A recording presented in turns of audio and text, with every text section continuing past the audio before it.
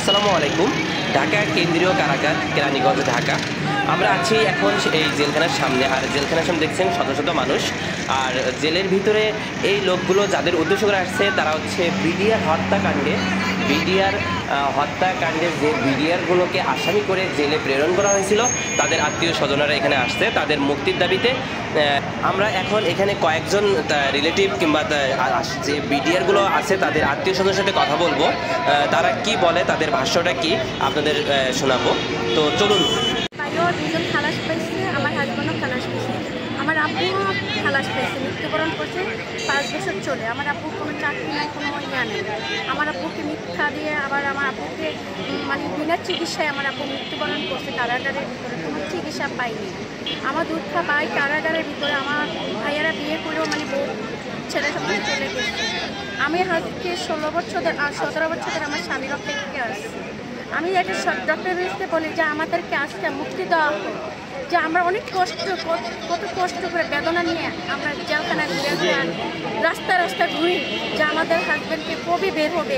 মানুষের কাছে বলি যে আমার হাজব্যান্ড আসছে, বের হবে, কবে বের হবে আজ আমরা জানতে পারি না। অনেক আশা নিয়ে তারিখের পরে তারিখ তারা তাল বাহানা করতেছে যে আজকে না কালকে এরকম তারিখের পরে দিতে আসছে। এই যে 9 তারিখে তাল বাহানা করছে যে হ্যাঁ মামলার কাগজপত্র নাকি করে ফেলছে, যে আমাদের কানে নাকি ইয়া করে ফেলছে। এটা মিথ্যা ইয়া দিয়ে আজকে 17 বছর ধরে ওনারা জেলখানায় আসছে। বলে কি এভাবে জামিন হবে না বা শুনানি হবে না। আর তারিখে করে দিচ্ছে যে আমরা নতুন পিপি, আমরা কিছু নতুন মানুষ, আমরা কিছু জানি না, আমরা একটু দেখি দেখার পরে আমরা দেখবো। এটা এরকমভাবে খালি 17 বছর ধরে এইভাবে তারিখ দিতেছে। আজকে আমি ডক্টরকে বলি যে আমাদেরকে বিডিআরগুলো আজকে সবাই আঙ্কেলরা, চাচারা, ভাইয়ারা আজকে যেন জেল মুক্তি দেওয়া হোক। এমনকি আজকে নিষ্পাপ মামলা আজকে নিষ্পাপ করা হোক। এটা সরকারের কাছে আমি এটা চাই। ধন্যবাদ। আমাদের এই মানে বিডিআর মামলায় আমার স্বামী সহ আরও 1000 বিডিআর জেলখানায় বন্দি আছে, ঠিক আছে, 16 বছর ধরে। তো আমার 16 বছর ধরে আমার হাজব্যান্ড জেলে, তখন আমি প্রেগনেন্ট ছিলাম। আমার সন্তানকে আমার হাজব্যান্ড দেখে নাই। জেলে যাওয়ার পরে আমার সন্তানের জন্ম হয়েছে। তো আমার সন্তান তো বাবার ভালোবাসা পায় নাই। তারপরে আমাদের যে সংসার করার কথা বা মানে আমাদের যে একটা স্বামী থাকলে একটা মানুষের যে জীবনে চলার পথ, এটা তো আমাদের হয় নাই। আমরা 16 বছর ধরে অনেক কষ্ট করতেছি, পারিপার্শ্বিক অনেক কষ্ট করতেছি। এখন আমরা আশা করি যে বর্তমান সরকার এখন আমাদের এটা করবে, ঠিক আছে। আজকে এই আশা নিয়েই আমরা আজকে কেরানীগঞ্জ জেলখানার সামনে উপস্থিত হয়েছি। এখন আমরা রাখছি আজকে কি হয়। বাবার চাকরি নেই, বাবা দীর্ঘ 15-16 বছর জেলখানা বন্দী রয়েছেন। বাবা না থাকার কারণে আমরা অনেক রাস্তাঘাটে অনেক কষ্ট করতেছি। দেখা যাচ্ছে আপনার অটো গাড়ি চালাচ্ছি, পরিশ্রম করছি, আপনার রাজমিস্ত্রি কাম করছি, রঙের কাজ করছি, টাইসের কাম করছি। এভাবে কাজ করে আমি আমাদের জীবন চালাচ্ছি, লেখাপড়ার খরচ জোগাড় করতেছি। আজকে যদি বাবার চাকরি থাকতেন, টাকা পয়সা থাকতেন, তাহলে আমরা লেখাপড়া করে সফল হতাম। এবং কি আমরা 3 ভাই ছিলাম, সবাই শিক্ষিত। আমরা বাবার মতো এরকম চাকরি করতাম, চাকরি করে বড় হতে পারতাম। এবং টাকা না থাকলে তো লেখাপড়া করা যায় না, ডাক্তার হওয়া যায় না, ইঞ্জিনিয়ার হওয়া যায় না।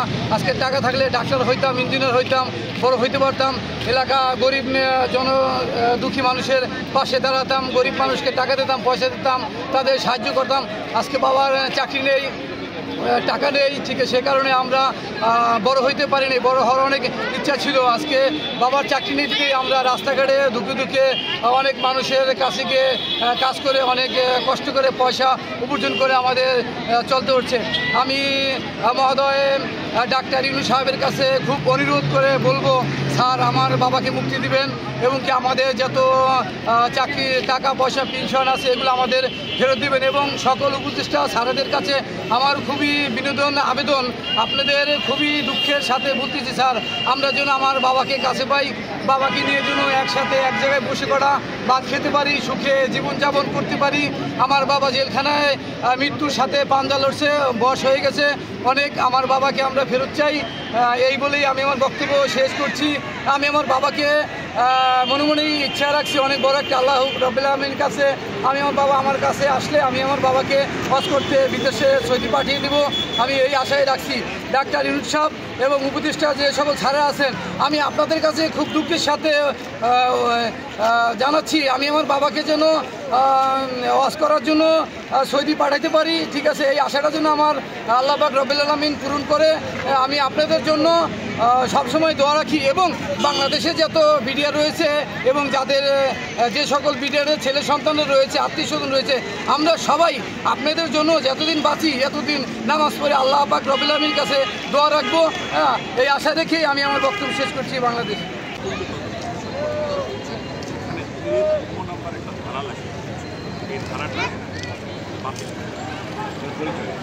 আমি সদস্য ছিলাম। আপনারা যারা সাংবাদিক ভাইরা আছেন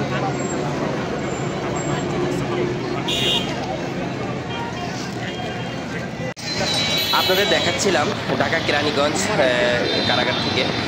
এই কেরানীগঞ্জ কারাগারের সামনে বিডিআরের যে আত্মীয় স্বজনগুলো আছে তারা এখানে অবস্থান করতেছে।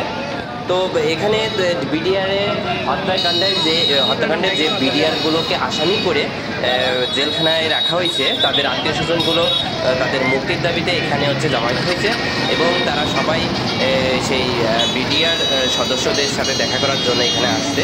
আর আপনারা শুনলেন সরাসরি তাদের আত্মীয় স্বজনগুলোর কথা।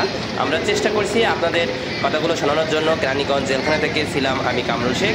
ভালো থাকবেন, দেখা হবে পরবর্তী কোনো একটা ভিডিওতে। আসসালামু আলাইকুম।